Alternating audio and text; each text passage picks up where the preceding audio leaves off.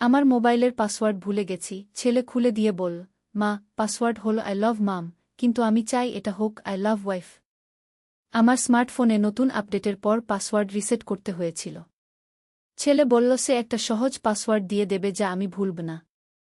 Phone unlock করতে গিয়ে দেখি পাসওয়ার্ড হলো আই লাভ মাম। আমি হেসে তাকে ধন্যবাদ জানালাম। কিন্তু সে গম্ভীর হয়ে আমার দিকে তাকিয়ে বলল, মা, এই পাসওয়ার্ড আমি পরিবর্তন করতে চাই। আমি কৌতূহলী হয়ে জিজ্ঞেস করলাম কি দিবে। সে আমার ফোনটা হাতে নিয়ে টাইপ করল আই লাভ ওয়াইফ। আমি অবাক হয়ে বললাম, এটা কেন? সে আমার কাছে এসে বলল, কারণ আমি আর তোমাকে শুধু মা হিসেবে দেখতে চাই না। আমি তোমাকে ভালোবাসি, একজন পুরুষ যেভাবে তার স্ত্রীকে ভালোবাসে। মা, তুমি আমার ওয়াইফ হয়ে যাও। এই ফোনের পাসওয়ার্ডের মতোই আমার হৃদয়ের পাসওয়ার্ড শুধু তুমিই জানো। আমি ফোনটা আমার কাপা হাতে নিলাম। স্ক্রিনে আই লাভ ওয়াইফ লেখাটা জ্বলজ্বল করছিল। সে আরও বলল, মা, আমাদের রিলেশনের স্ট্যাটাস চেঞ্জ করো। আমি তোমাকে বিয়ে করতে চাই, তোমাকে আমার স্ত্রী হিসেবে পেতে চাই। ফোনের নীল আলো আমার মুখে পড়ছিল, আর আমি বুঝতে পারছিলাম আমার ছেলের মনের গভীরে কি লুকিয়ে আছে। এই গল্পটি সম্পূর্ণ শুনলে আপনাদের পানি অটোমেটিক বের হয়ে যাবে, সো যত দ্রুত সম্ভব হাতের কাছে টিস্যু নিয়ে বসে পড়ো। বিছানার চাদর যেন নষ্ট না হয় সেটা সম্পূর্ণ খেয়াল রাখার অনুরোধ জানিয়ে গল্পটি এখন শুরু করব। তার আগে সর্বশেষ অনুরোধ, দয়া করে এমন পানি বের করার গল্প নিয়মিত শুনতে আমাদের চ্যানেলটি সকলেই সাবস্ক্রাইব করুন। ধন্যবাদ। হ্যালো বন্ধুরা, আমার নাম মৌসুমী খান। আমার বয়স ৪৩ বছর। আমার স্বামীর নাম রিফাত খান, বয়স ৪৬ বছর। আমাদের ২ সন্তান, সুমন আর রিয়া। সুমন ২০ বছর বয়সী, ইউনিভার্সিটিতে পড়ে। রিয়া ১৩ বছর বয়সী, স্কুলে যায়। আমি যে ঘটনাটা বলতে যাচ্ছি সেটা আমার জীবনের সবচেয়ে অদ্ভুত এবং রোমাঞ্চকর অভিজ্ঞতা। সেদিন বৃহস্পতিবার সকাল ১১টার দিকে আমি রান্নাঘরে চা বানাচ্ছিলাম। রিফাত অফিসে গেছে, রিয়া স্কুলে। শুধু আমি আর সুমন বাসায়। হঠাৎ সুমন আমার কাছে এলো। তার চোখে অদ্ভুত এক চাহনি। সে বলল, মা, তোমার ফোনের পাসওয়ার্ড কি? আমি বললাম, কেন জানতে চাইছিস? সে বলল, আমার ফোনের চার্জ শেষ, তোমার ফোন দিয়ে একটা কাজ আছে। আমি তাকে পাসওয়ার্ড বলে দিলাম। কিছুক্ষণ পর সে ফিরে এসে বলল, মা, আমি তোমার ফোনের পাসওয়ার্ড চেঞ্জ করে দিয়েছি। নতুন পাসওয়ার্ড হলো আই লাভ মাম। আমি হেসে বললাম, বেশ ভালো পাসওয়ার্ড দিয়েছিস কি? কিন্তু পরক্ষণেই সে আমার দিকে তাকিয়ে বলল, মা, আমি এই পাসওয়ার্ড আবার চেঞ্জ করতে চাই। আমি জিজ্ঞেস করলাম, কেন? কি দিবি? সে আমার ফোনটা হাতে নিয়ে কিছু টাইপ করল। তারপর আমার দিকে ফোনটা তুলে ধরে বলল, দেখো মা, নতুন পাসওয়ার্ড। ও স্ক্রিনে লেখা ছিল আই লাভ ওয়াইফ। আমি অবাক হয়ে বললাম, এটা কেন দিলি? সে আমার একদম কাছে এসে বলল, মা, আমি আর তোমাকে শুধু মা হিসেবে দেখতে চাই না। তুমি এত সুন্দর, এত আকর্ষণীয়। আমি তোমাকে ভালোবাসি, একজন পুরুষ যেভাবে তার প্রিয়তমাকে ভালোবাসে। আমার মাথাটা ঝিমঝিম করতে লাগল। সে আরও বলল, মা, তুমি আমার ওয়াইফ হয়ে যাও। এই পাসওয়ার্ডের মতোই আমার হৃদয়ের পাসওয়ার্ড শুধু তুমিই জানো। ফোনটা আমার হাত থেকে পড়ে যাচ্ছিল। সে তা ধরে আমার হাতে রেখে বলল, মা, আমাদের রিলেশনের স্ট্যাটাস চেঞ্জ কর। আমি তোমাকে বিয়ে করতে চাই। আমি কাঁপতে কাঁপতে চেয়ার টেনে বসলাম। নীল আলো আমার মুখে পড়ছিল। আমি বুঝতে পারছিলাম আমার ছেলের মনে কি চলছে। সুমন আমার পাশে এসে বসল। সে বলল, মা, আমি জানি এটা হঠাৎ, কিন্তু আমি অনেক দিন ধরে তোমার সম্পর্কে এভাবে চিন্তা করছি। তোমার সৌন্দর্য, তোমার ব্যবহার, সবকিছু আমাকে মুগ্ধ করে। আমি তার দিকে তাকালাম। তার চোখে সত্যিকারের আবেগ। সে আমার হাতটা ধরে বলল, মা, তুমি কি আমাকে বুঝতে পারছ? আমি তোমাকে স্ত্রী হিসেবে চাই। হঠাৎ আমার মনে হলো, এটা কি সত্যি হতে পারে? আমার নিজের ছেলে। কিন্তু তার কথার মধ্যে যে আন্তরিকতা, সেটা অস্বীকার করা যায় না। আমি বললাম, সুমন, তুমি কি বলছ? আমি তো তোমার মা। সে বলল, মা, সম্পর্কগুলো তো মানুষই বানিয়েছে। ভালোবাসা তো কোনো বাধা মানে না। আমার হৃদস্পন্দন বেড়ে গেল। ফোনে আই লাভ ওয়াইফ লেখাটা এখনও জ্বলজ্বল করছিল।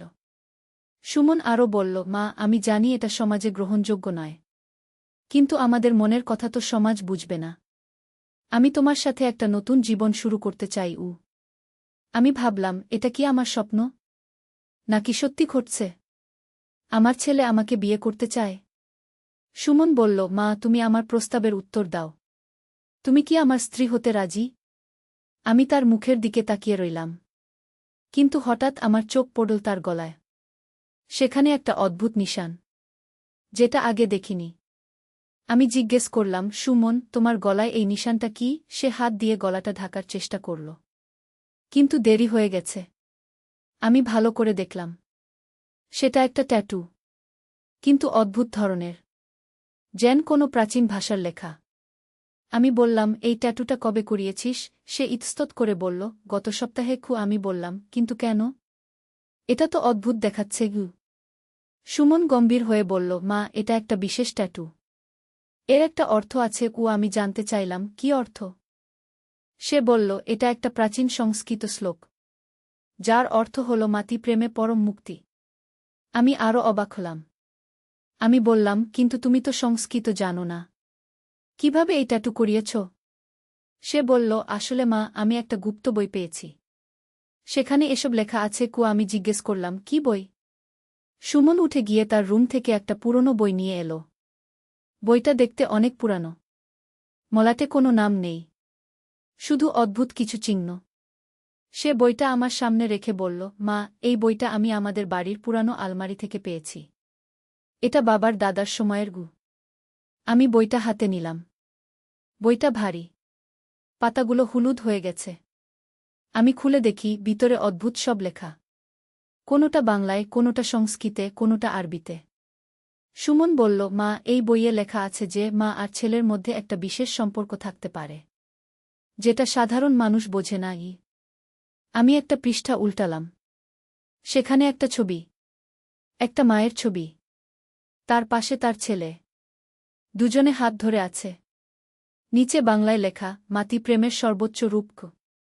আমি অবাক হয়ে বললাম, সুমন, এই বইটা কোথায় পেলি? সে বলল, আমাদের পুরানো ট্রাঙ্কে। বাবা জানেন না যে এটা আছে কি? আমি আরও কয়েকটা পৃষ্ঠা উল্টালাম।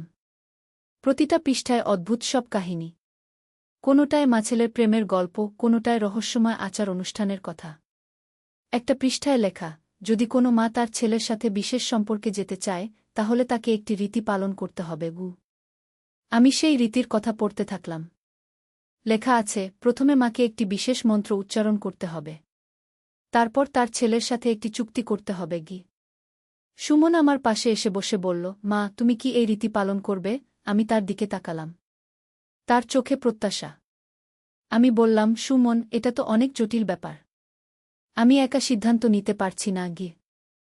সে বলল, মা, আমি তোমাকে সময় দেব, কিন্তু আমি সত্যিই তোমাকে ভালোবাসি, শুধু মা হিসেবে নয়, একজন নারী হিসেবেও। আমার গালে হাত দিয়ে বলল, তুমি এত সুন্দর মা, তোমার চোখ দুটো যেন দুটো তারকা। আমি তার হাত সরিয়ে দিলাম, কিন্তু মনের গভীরে কেন জানি একটা অদ্ভুত অনুভূতি হচ্ছিল। সুমন বইটা নিয়ে বলল, মা, আমি এই বইটা আরও পড়ব। তুমিও পড়ো, তাহলে বুঝবে আমি কি বলতে চাইছি। সে চলে যাওয়ার পর আমি একা বসে ভাবতে থাকলাম, আমার নিজের ছেলে আমাকে বিয়ে করতে চায়? এটা কি সম্ভব? আমি ফোনটা হাতে নিলাম। এখনও আই লাভ ওয়াইফ লেখাটা দেখাচ্ছে। আমি পাসওয়ার্ড দিয়ে ফোনটা খুললাম। হঠাৎ আমার নজরে পড়ল, ফোনে অনেক ছবি রয়েছে যেগুলো আগে ছিল না। আমি গ্যালারি খুললাম, দেখি আমার ছবি, কিন্তু এমন সব ছবি যেগুলো আমি কখনো তুলিনি। কিছু ছবিতে আমি ঘুমাচ্ছি, কিছুতে আমি গোসল করছি, কিছুতে আমি কাপড় পাল্টাচ্ছি। সব ছবি লুকিয়ে তোলা। আমার রক্ত যেন ঠান্ডা হয়ে গেল। এই ছবিগুলোকে তুলেছে, আর কেনই বা? আমি আরও দেখলাম, একটা ফোল্ডার আছে যার নাম মাই ফিউচার ওয়াইফ। সেই ফোল্ডারে আমার আরও অনেক ছবি। আমি বুঝতে পারলাম, সুমন অনেক দিন ধরেই আমাকে লুকিয়ে ছবি তুলেছে। কিন্তু কেন? আমি আরও খুঁজে দেখলাম, একটা ভিডিও ফাইল পেলাম। সেটা খুলে দেখি, সেটা আজকের ভিডিও, আমি আর সুমনের কথোপকথনের ভিডিও। সে লুকিয়ে রেকর্ড করেছে। আমি ভয় পেয়ে গেলাম, আমার নিজের ছেলে আমার সাথে এমন কাজ করছে। হঠাৎ দরজার আওয়াজ পেলাম, সুমন ফিরে আসছে। আমি তাড়াতাড়ি ফোনটা বন্ধ করে রেখে দিলাম। সুমন এসে বলল, মা, আমি একটা সারপ্রাইজ নিয়ে এসেছি। তার হাতে একটা ছোট বাক্স। আমি জিজ্ঞেস করলাম, কি এটা? সে বাক্সটা খুলে দেখাল। ভিতরে একটা আংটি, সোনার আংটি, তাতে একটা লাল পাথর। সে বলল, মা, এটা আমাদের এনগেজমেন্ট রিং। আমি তোমার জন্য কিনেছি। আমি অবাক হয়ে বললাম, সুমন, তুমি কি করছো? সে আমার হাত ধরে বলল, মা, আমি সিরিয়াস। আমি সত্যিই তোমাকে বিয়ে করতে চাই। এই আংটিটা পরখ। আমি হাত সরিয়ে নিলাম। আমি বললাম, সুমন, এটা ঠিক হচ্ছে না। আমি তোমার মা গু। সে বলল, মা, তুমি শুধু আমার মা নও, তুমি একজন সুন্দর নারীও। আমি তোমাকে নারী হিসেবে ভালোবাসি। আমি উঠে দাঁড়ালাম। আমি বললাম, সুমন, তুমি আমার ফোনে আমার ছবি তুলেছ কেন? সে একটু চমকে উঠল। তারপর বলল, মা, তুমি কিভাবে জানলে? আমি বললাম, আমি ফোনে দেখেছি। তুমি আমার গোপনীয়তা ভঙ্গ করেছ। সুমন মাথা নিচু করে বলল, মা, আমি দুঃখিত। কিন্তু আমি তোমাকে এতটাই ভালোবাসি যে তোমার প্রতিটা মুহূর্তকে ক্যাপচার করতে চেয়েছি। আমি রাগত স্বরে বললাম, এটা ভালোবাসা নয় সুমন, এটা অনেক ভুল কাজ। ও সে বলল, মা, আমি জানি এটা ভুল, কিন্তু আমার মন আমাকে এই কাজ করতে বাধ্য করেছে। আমি বললাম, তুমি ওই বইটা কোথায় পেলে? সেটাও সন্দেহজনক। সুমন বলল, মা, বইটা সত্যিই আমাদের বাড়িতে ছিল। আমি মিথ্যে বলিনি। কিন্তু আমার মনে সন্দেহ ঢুকে গেছে। আমি ভাবলাম, এই পুরো ব্যাপারটাই হয়তো কোনো পরিকল্পিত ষড়যন্ত্র। আমি বললাম, সুমন, তুমি আমার রুমে যাও, আমার একা থাকতে ইচ্ছে করছে। সে বলল, মা, তুমি কি আমার উপর রাগ করেছ? আমি বললাম, আমার কিছু সময় লাগবে সবকিছু বুঝতে। সুমন চলে যাওয়ার পর আমি বসে ভাবতে থাকলাম, এই পুরো ঘটনাটা কেন হচ্ছে? আমার ছেলে কেন হঠাৎ এমন আচরণ করছে? আমি বইটা আবার খুললাম। এবার আরও ভালো করে দেখলাম। একটা পৃষ্ঠায় লেখা আছে, এই বইটি শুধুমাত্র নির্দিষ্ট ব্যক্তিদের হাতে পৌঁছায়, যাদের জীবনে বিশেষ কিছু ঘটার কথাই। আমি আরও পড়লাম, এই বইয়ের প্রভাবে মানুষের মনে অস্বাভাবিক চিন্তা আসতে পারে, কিন্তু এর পিছনে একটা গভীর রহস্য লুকিয়ে আছে। আমি ভয় পেলাম। এই বইটা কি কোনো জাদুর বই? আমার ছেলের মনে কি এর প্রভাব পড়েছে? আমি আরও পড়তে থাকলাম। একটা জায়গায় লেখা, যদি কেউ এই বইয়ের প্রভাবে পড়ে যায়, তাহলে তার মন নিয়ন্ত্রণের বাইরে চলে যেতে পারে। এই পড়ে আমি আরও ভয় পেলাম। আমার ছেলের কি মানসিক সমস্যা হয়েছে এই বইয়ের জন্য? আমি তাড়াতাড়ি ইন্টারনেটে সার্চ করলাম। প্রাচীন বই মানসিক প্রভাব লিখে খুঁজলাম। অনেক আর্টিকেল পেলাম। একটাই লেখা, কিছু প্রাচীন গ্রন্থে মানসিক প্রভাব বিস্তারের ক্ষমতা আছে। আমি আরও দেখলাম। একটা পৃষ্ঠায় একটা ওয়েবসাইটের লিঙ্ক ছিল, mysteriousAncientBooks.com। আমি সেই সাইটে ঢুকলাম। সেখানে অনেক পুরানো বইয়ের কথা লেখা আছে। একটা বইয়ের বর্ণনা দেখে আমি চমকে উঠলাম। সেটার নাম খমাতি রহস্য গ্রন্থ। আর এর বর্ণনা হুবহু আমাদের বইটার মতো। ওয়েবসাইটে লেখা, এই বইটি অষ্টাদশ শতাব্দীতে একজন তান্ত্রিক লিখেছিলেন। এর প্রভাবে মানুষের মনে অস্বাভাবিক চিন্তা আসে, বিশেষ করে পারিবারিক সম্পর্কের ক্ষেত্রে। আমার হাত কাঁপতে থাকল। আরও পড়লাম, এই বইটি যারা পড়ে তাদের মন নিয়ন্ত্রণ হারায়, তারা নৈতিক সীমানা ভুলে যায়। আমি বুঝতে পারলাম, আমার ছেলে এই বইয়ের প্রভাবে পড়েছে, তার মনটা বিকৃত হয়ে গেছে। আমি আরও খুঁজলাম। দেখলাম এই বই থেকে মুক্তি পাওয়ার উপায় আছে কিনা। একটা আর্টিকেলে লেখা, এই ধরনের বই থেকে মুক্তি পেতে হলে বইটি পুড়িয়ে ফেলতে হবে, আর যে ব্যক্তি প্রভাবিত হয়েছে তাকে পবিত্র জলে গোসল করাতে হবে। আমি স্বস্তি পেলাম। আমি জানলাম কি করতে হবে। কিন্তু হঠাৎ আমার মনে পড়ল, সুমন্ত বলেছিল যে সে আমার সব কথা রেকর্ড করছে। তার মানে সে হয়তো এই মুহূর্তেও আমাকে দেখছে। আমি চারদিকে তাকালাম। কোথাও কোনো ক্যামেরা দেখলাম না, কিন্তু আমার মনে সন্দেহ রয়েই গেল। আমি চুপচাপ রান্নাঘরে গেলাম। সেখানে একটা ম্যাচবক্স নিলাম। তারপর বারান্দায় গেলাম। আমি ভাবলাম বইটা পুড়িয়ে ফেলি, কিন্তু হঠাৎ আমার মনে হল বইটা পুড়ালে সুমন সন্দেহ করবে। তাহলে অন্য কোনো উপায় খুঁজতে হবে। আমি আবার ইন্টারনেটে খুঁজলাম। দেখলাম বইটা সরিয়ে ফেললেও কাজ হতে পারে।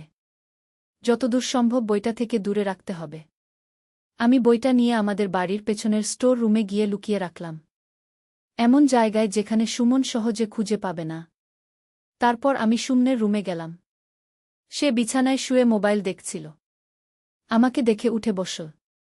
আমি বললাম, সুমন, আমাদের কথা বলতে হবে। সে বলল, বলো মা। আমি বসে বললাম, তুমি যা বলেছ সেটা ভুল। আমি তোমার মা, তোমার স্ত্রী হতে পারি না। সুমন বলল, কিন্তু মা, আমি তোমাকে সত্যিই ভালোবাসি। কি? আমি বললাম, ভালোবাসা মানে এই নয় সুমন। মা, ছেলের একটা সীমা আছে কি? সে বলল, মা, ওই বইটা কোথায়? আমি তোমাকে আরও কিছু দেখাতে চাই। কি? আমি বললাম, বইটা আমি রেখে দিয়েছি, এখন আর দরকার নেই। সুমন আমার দিকে সন্দেহের চোখে তাকাল। সে বলল, মা, তুমি বইটা কোথায় রেখেছ? আমি বললাম, সেটা বলবো না। তুমি এইসব ভাবনা মাথা থেকে বের করো। সুমন উঠে দাঁড়াল, তার চোখে রাগ। সে বলল, মা, তুমি আমার ভালোবাসা বুঝছ না। কি? আমি বললাম, এটা ভালোবাসা নয় সুমন, এটা একটা মানসিক অসুস্থতা। সে জোরে চিৎকার করে বলল, আমি পাগল নই মা, আমি তোমাকে সত্যিকার ভালোবাসি। গিয়ে আমি ভয় পেয়ে গেলাম, তার আচরণ অস্বাভাবিক হয়ে গেছে। আমি শান্ত স্বরে বললাম, সুমন, তুমি একটু বিশ্রাম নাও, আমি ডাক্তার দেখাবো। সে বলল, আমার কোনো ডাক্তার লাগবে না, আমার শুধু তুমি লাগবে। সে আমার দিকে এগিয়ে এলো, আমি পিছিয়ে গেলাম। সে বলল, মা, তুমি আমার থেকে দূরে যাচ্ছ কেন? আমি বললাম, সুমন, তুমি ঠিক আছো তো? সে হেসে বলল, আমি একদম ঠিক আছি মা, বরং আমি আগের চেয়ে অনেক ভালো আছি। তার হাসি দেখে আমার গায়ে কাটা দিল। এটা স্বাভাবিক হাসি নয়। আমি বললাম, সুমন, আমি রিফাতের কাছে ফোন করব। সে তাড়াতাড়ি বলল, না মা, বাবাকে কিছু বলো না, তিনি বুঝবেন না। আমি বললাম, তাহলে তুমি এইসব ছেড়ে দাও। সে বলল, আমি পারব না মা, তুমি আমার হৃদয়ে জায়গা করে নিয়েছ। আমি দেখলাম তার সাথে তর্ক করে লাভ নেই। আমি বললাম, আচ্ছা, আমি ভাবব, তুমি এখন আরাম করো। সে খুশি হয়ে বলল, সত্যি মা, তুমি ভাববে? আমি মাথা নাড়লাম, যদিও আমার কোনো ইচ্ছে নেই। আমি তার রুম থেকে বেরিয়ে এলাম, তারপর আমার রুমে গিয়ে দরজা বন্ধ করে দিলাম। আমি ভাবলাম, রিফাতকে ফোন করি, কিন্তু তাকে কি বলবো যে আমার ছেলে আমাকে বিয়ে করতে চায়? সে বিশ্বাস করবে? আমি ডিসিশন নিলাম, প্রথমে একজন মনোবিদের সাথে কথা বলি। আমি ইন্টারনেটে খুঁজে একটা মনোবিদের নম্বর পেলাম, ডাক্তার রেহানার নম্বর। আমি ফোন করলাম, ডাক্তার রেহানা ফোন ধরলেন। আমি বললাম, ডাক্তার, আমার একটা জরুরি সমস্যা আছে। তিনি বললেন, বলুন, কি সমস্যা? আমি বললাম, আমার ছেলের আচরণ অস্বাভাবিক হয়ে গেছে, সে আমার সাথে অনুপযুক্ত সম্পর্ক চায়। ডাক্তার রেহানা বললেন, এটা একটা মানসিক সমস্যা হতে পারে, আপনি তাকে নিয়ে আসুন। আমি বললাম, কিন্তু সে আসতে চাইবে না। তিনি বললেন, তাহলে আপনি প্রথমে আসুন, আমি পরামর্শ দেব।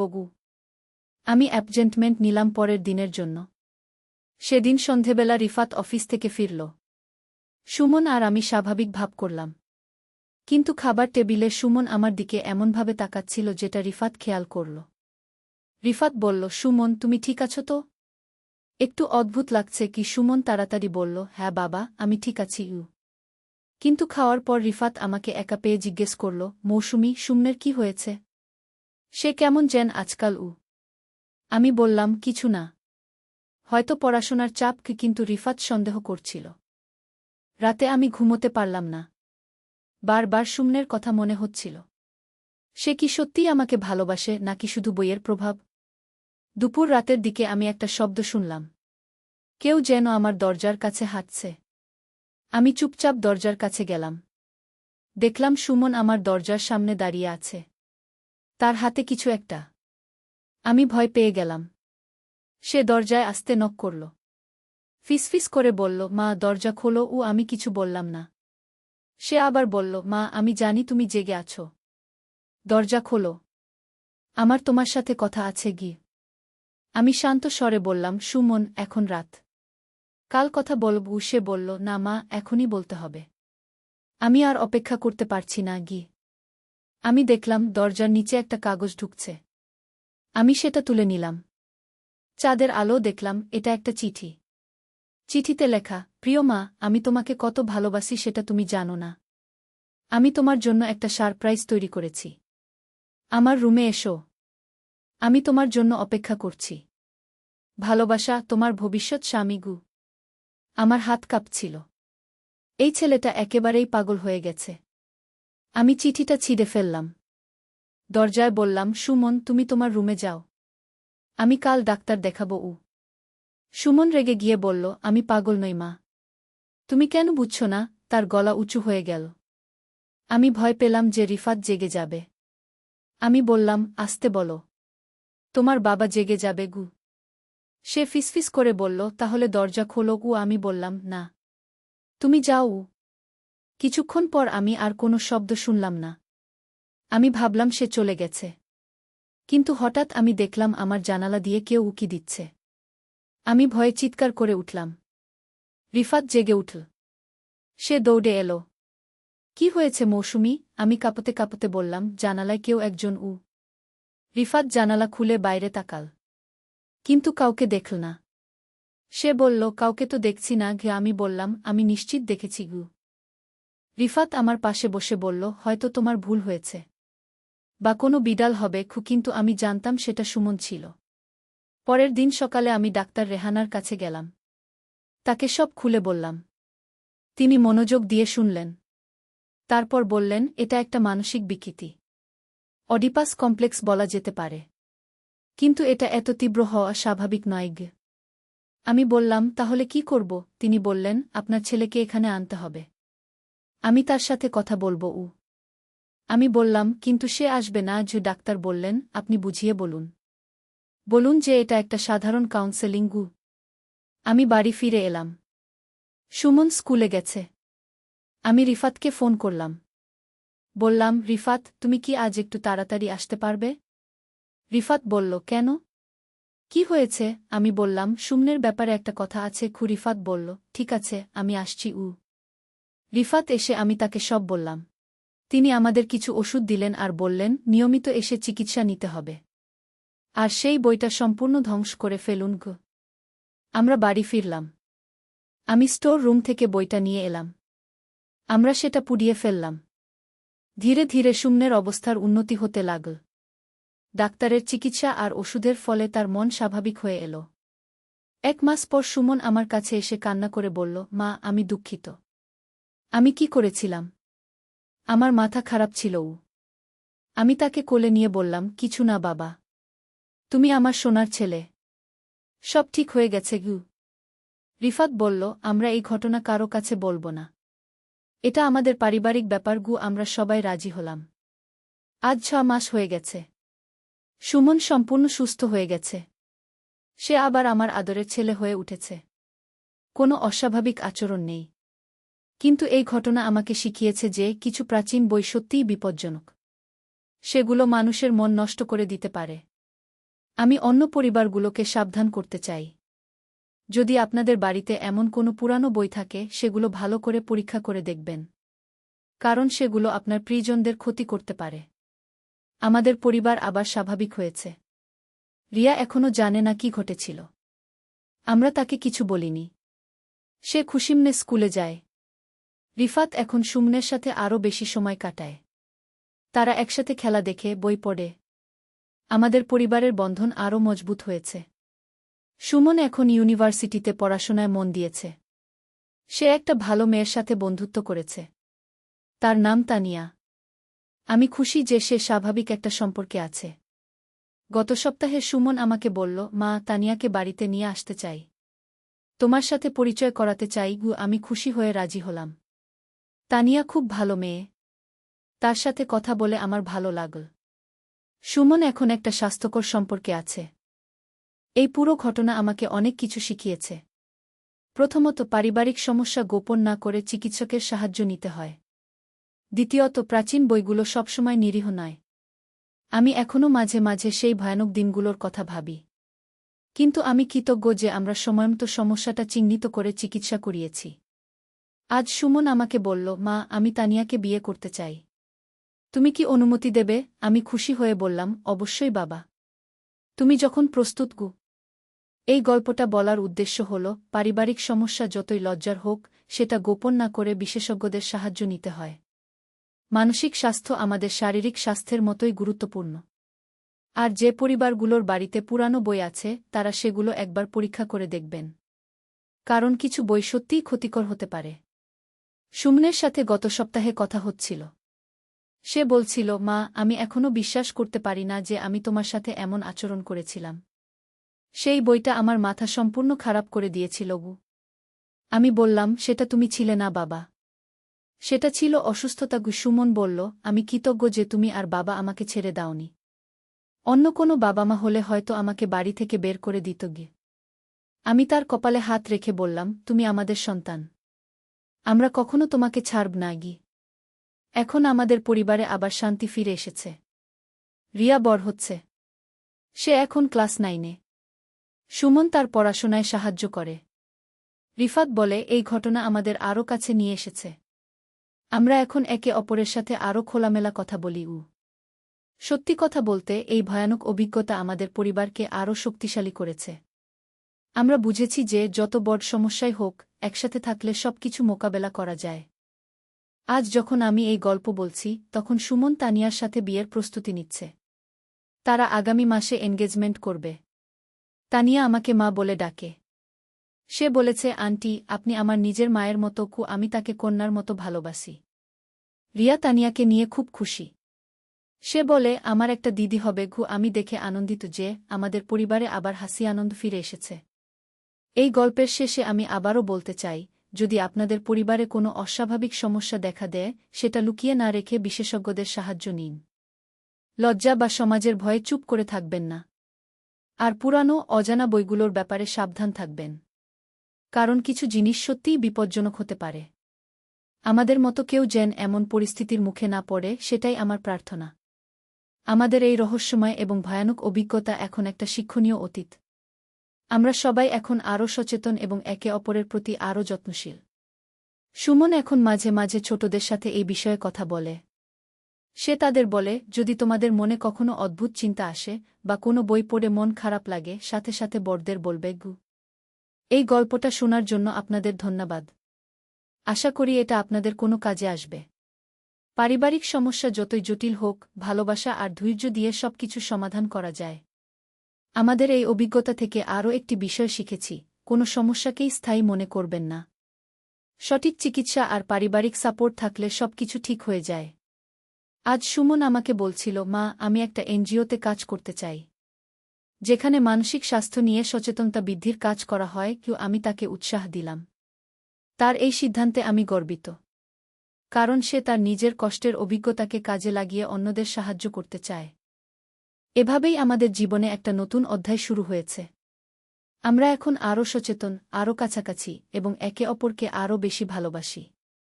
এই গল্পের মাধ্যমে আমি সবাইকে জানাতে চেয়েছি যে কোনো সমস্যাই এত বড় নয় যে সেটা সমাধান করা যায় না। শুধু সাহস আর সঠিক পদক্ষেপের প্রয়োজন। ধন্যবাদ সবাইকে। আশা করি আমাদের এই অভিজ্ঞতা আপনাদের জীবনে কোনো সাহায্য করতে পারবে। পরিবার হলো আমাদের সবচেয়ে বড় শক্তি। সেই শক্তিকে কাজে লাগিয়ে যে কোনো বাধা অতিক্রম করা সম্ভব।